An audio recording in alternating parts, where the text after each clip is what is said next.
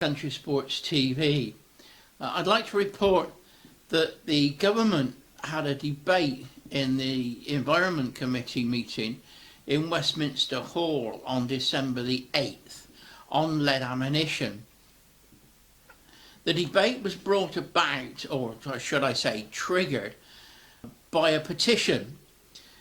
Now there was two petitions that were brought, one by Andy Richardson in Scotland that wanted no lead ban, and that had got up to 14,000, which had triggered a debate.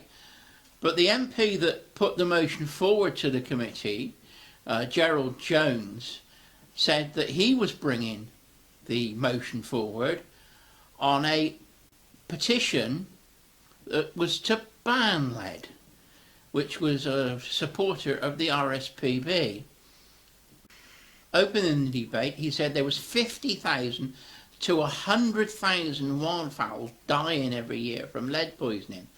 This figure was taken from a recent WWT report that was issued. But most of the wildfowlers here locally, on their 7, will tell you, where are the ducks? You know, there should be ducks littering all over the place, but there isn't. There's no proof. There's no way of verifying the figure. This all started back in 1980 with a survey that was done then, and that said that there was 8,000 duck a year dying of lead, and that brought in the fishing ban on lead and then the wildfowling ban on lead. But what they're trying to do now is get a wider lead ban, I think, to restrict shooting more than to save wildlife. He went on to say that there was lead in paint and lead in petrol that we had already removed, and it was time to remove lead from ammunition. And it's shotgun ammunition and rifle ammunition. The Labour MP, Caroline Harris, said that a recent report, we believe done by the WWT in 2014, said that the number of duck that were tested has actually gone up, and there was 77% of the duck they tested had lead in. I would dispute those figures, but we'll go into that a little bit more later. A number of MPs spoke for and against the motion. 3 MPs, particularly on our side, did very well, and the new chairman of the Countryside Alliance, Simon Hart, spoke very well. I think we got a lot of debt of gratitude to the Countryside Alliance on their fighting the lead issue for shooters. In the debate, the MPs used a number of figures. They said that 45% of shooters said that they used lead illegally, and the other figure that was used was 70%. 70% of the duck that were tested were found to have lead in. In a reply to a question from Mr Cunningham MP, Minister George Eustace said that the level of non-compliance was up to 70% in certain areas. That is a misleading statement. A minister has just misled a committee for the House of Commons. I think that needs to be questioned. I've already written to him, but I haven't had a reply. I've also written to Simon Hart, a number of the other MPs, hoping that somebody will do something and sort the problem out. The problem lies is that the 70% isn't 70% of non-compliance. The 70% figure comes from the WWT survey on compliance, where they tested duck and said that the number of duck that had lead in that was tested was 70%. It wasn't 70% of the number of ducks they bought. If you take that figure, then the percentage of lead in duck will be down to 53%. The 45% figure comes from the BASC members survey, and there was 2 figures added together. 5% said that they used lead illegally, and 40% said that they did occasionally. So the 2 figures have been combined. And I feel that that's what they've done. It's like the Iraq War, when they were talking about the 45 minutes. It's a sexed up document. That's the only way I can describe it. They've manipulated the figures and promoted it. And the problem is that nobody is questioning the figures. The problem is that the shooting organisations that we've got, mainly BASC can't complain about it. BASC can't say anything about it because they were in with the WWT doing the survey and got paid. BASC acted as a subcontractor to the WWT. The WWT got the contract. Now you're saying, well, how did this come about? Well, the government set up a committee called the Lead Shot Steering Group. And this had the DEFRA, English Nature, WWT and BASC on it. They arranged the contract. WWT got the contract. BASC then acted as their subcontractor. They got paid and the contract was worth £63,000. Yeah, £63,000. So there's money involved, big money. They came up with a compliance report. That was in 2010. In 2010, that then led to the Lead Ammunition Group. The Lead Ammunition Group was chaired by John Swift, and that is John Swift of BASC. And in the original minutes on the website, it has John Swift, BASC chairman. Now, you can't get more than that. John Swift was on it from BASC. John Harrodine of BASC was on the Risk Assessment Committee, and BASC looked after the website for the LAG, which they call it Lead Ammunition Group, LAG, and they did the secretariat as well. So BASC were heavily involved in this group, but I think they tried to distance themselves from it once they realised that they were going to get a recommendation for a total lead ban, which is what the RSPB and the WWT were pushing for.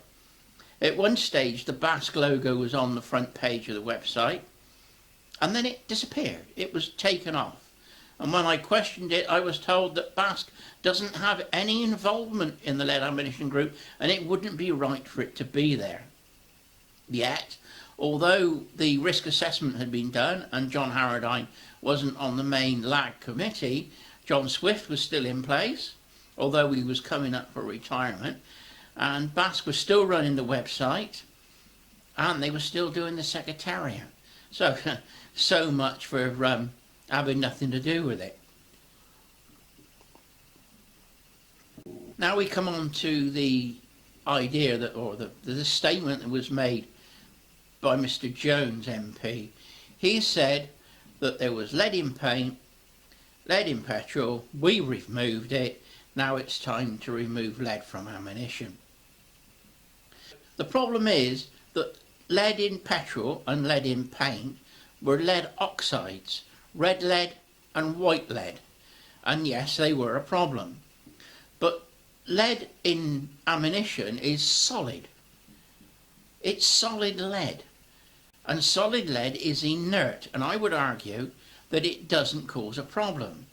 Now, the people that are against us, WWT, RSPB, and other organisations are saying, yeah, but the lead fragments, and then it contaminates the meat. Now, I've got a query about this. Now, they're saying that deer shooting and pheasant shooting, eating game, they're saying that shooting animals or birds with lead is making the recipient, as us who eat it, giving us a higher lead level. Well, there's no proof that that's going to happen. There's no proof that the lead is dissolved into the blood. I would argue that lead is solid, and it is very unlikely that the lead would actually dissolve into the meat. my argument is that what happens if you take deer, for instance, you shoot a deer with a soft-nosed lead bullet, it mushrooms, it's very unlikely that anything will break off, and it normally goes through the animal, heart and lung shot, and it hits the chest, ribs, through the heart and lung, and out the other side. Very rarely do you find a bullet in a carcass. I've asked a couple of stalkers if they can provide me with some bullets so that we can weigh them to see how much lead is lost when an animal is shot, and they haven't come up with one yet. They said, well, it normally goes straight through. A couple of stalkers that I know, they only do headshots, so the lead isn't getting into the meat anyway. Now, my argument is that if you shoot the animal, if you do a heart and lung shot and you get a wound, yes, there is bruising and the blood mixes with the meat and there is damage around the wound. Now, my argument is that the meat and the blood will have natural background levels of lead. And what they've done, most of the reports that I've read, is that they've tested the meat from the hindquarter, and then they tested the lead levels around the wound. And because the lead levels around the wound has got a higher lead level than the meat on its own, they've said that this is proof that the lead is contaminating the meat. I would argue with this. My argument would be that the higher lead levels are found around the wound because the blood and the meat are mixed together, giving you a higher level of lead. And it could be just natural. There is no proof that it's from fragments from the bullet, because I don't believe that the bullet will dissolve into the blood or into the meat. I think that if it does fragment, it would stay as solid as little particles, and it wouldn't be detectable. That's my theory. It needs to be proven. It needs the scientists to prove this or disprove my argument. One good thing has come out of this, and that's from the debate. The Minister, George Eustace, said that there was not a consensus, which is a good thing, and that was because the lead ammunition group split.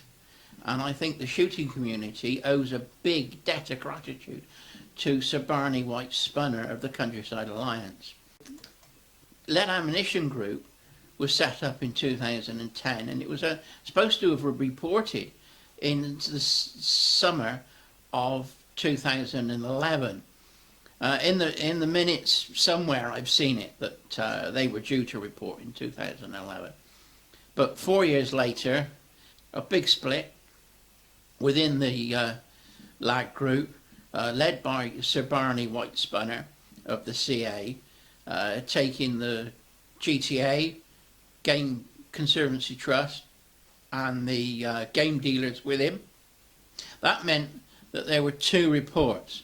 One from the members that were left, with the chairman still being John Swift. And if you read John Swift emails, he says that he's been working on lead for over 30 years. So this is nothing new. The group that left have also put in a report, but we haven't seen that either.